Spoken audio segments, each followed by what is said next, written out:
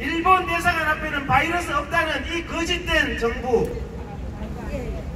코로나를 가지고 국민들의 입을 막고 국민들의 귀를 막는 정부, 정말 우리는 민주주의가 죽어가는데 우리 아버님들이 피 흘려 지킨 이 땅의 민주주의를 지켜야 되지 않겠습니까, 여러분?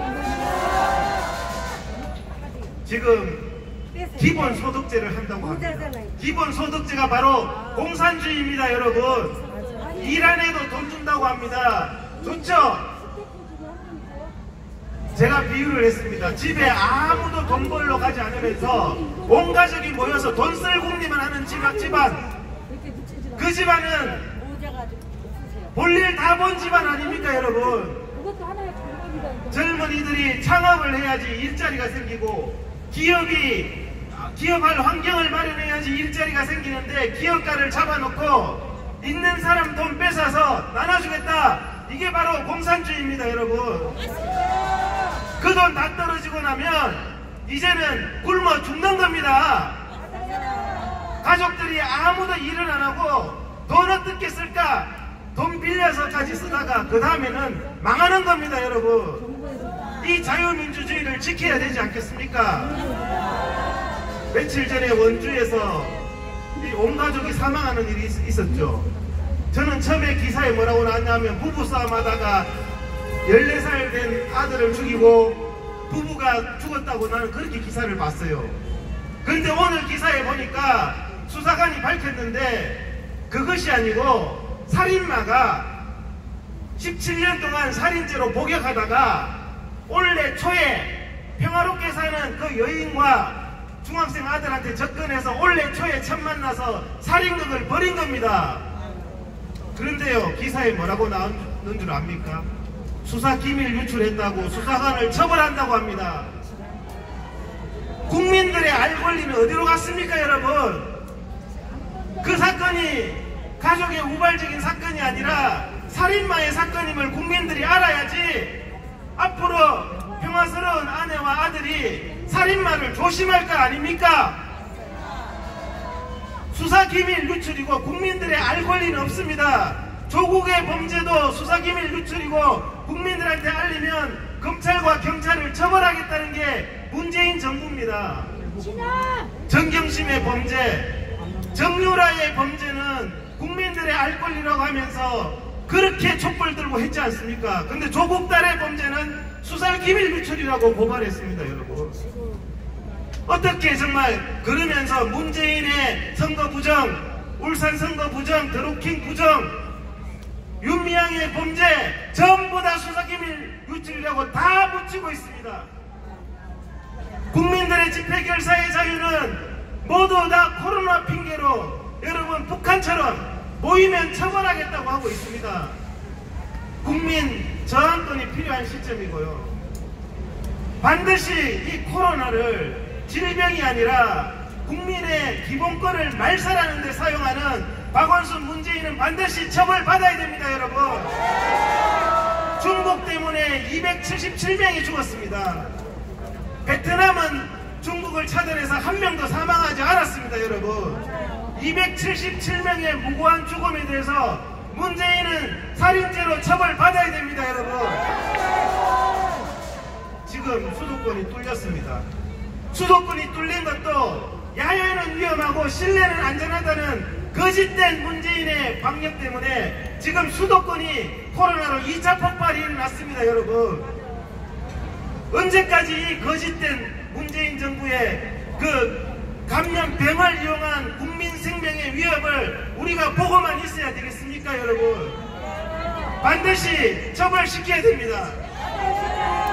이 코로나의 범죄, 그리고 문재인 정부의 부정선거의 범죄, 그리고 문재인 정부의 헌정 파괴의 범죄 반드시 처벌시키고 우리가 이 땅의 자유를 지켜야 되는 것입니다, 여러분. 정말 기가 막힌 현실입니다. 이념이 필요 없다고요? 여러분, 생각이 필요 없다는 것과 똑같습니다. 생각에서 행동이 나옵니다. 이념이 없는 사람은 죽은 사람입니다, 여러분. 이념 때문에 그들이 우리 정경심이는 죄가 없다고 하는 거 아닙니까? 그 파렴치 하지만 이념 때문에 그런 거예요. 이념 때문에 주일 대사관 앞에만 바이러스가 있다고 하는 거 아닙니까? 여러분, 이념을 버린 것은 살아도 산 것이 아닙니다. 우리가 자유를 말살당한 채, 민주주의를 말살당한 채 북한 주민처럼 사는 게 사는 것입니까, 여러분? 미래통합당까지 넘어갔습니다. 이제는 이 대한민국의 민주주의를 지킬 수 있는 사람은 대한민국 국민밖에 없습니다. 국회가 다 넘어가 버렸습니다. 법원이 다 넘어갔습니다, 여러분. 헌법재판소가 다 넘어갔습니다. 정권이 다 넘어갔습니다. 누가 지켜야 되겠습니까?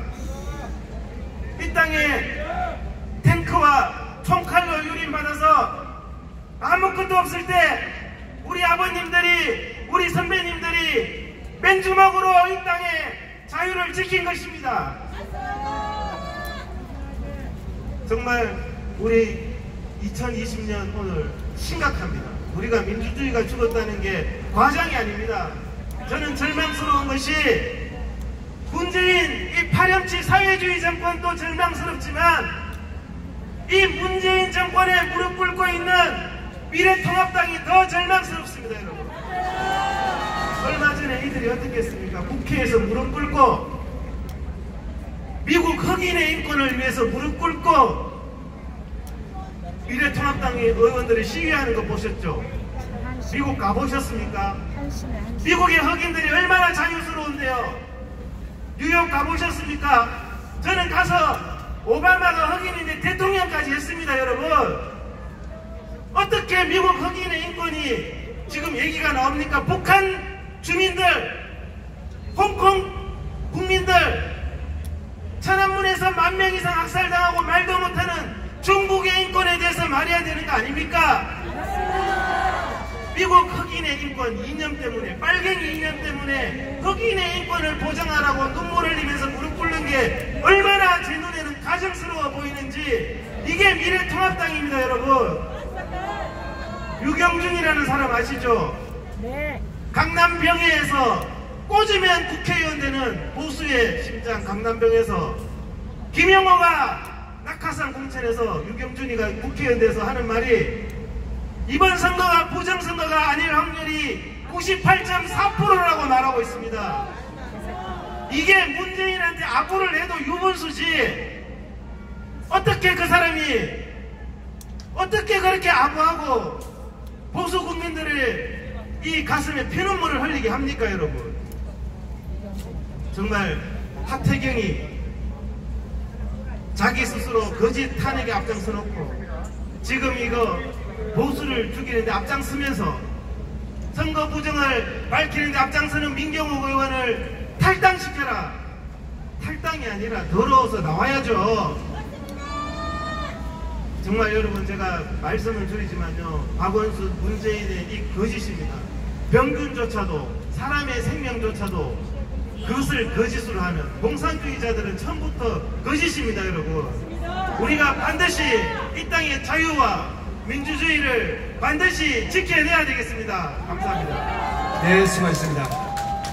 야, 우리 이동욱 회장님 말씀 들어보면 한 1시간 정도 들어야 되는데 시간 관계상 대단히 죄송합니다. 자,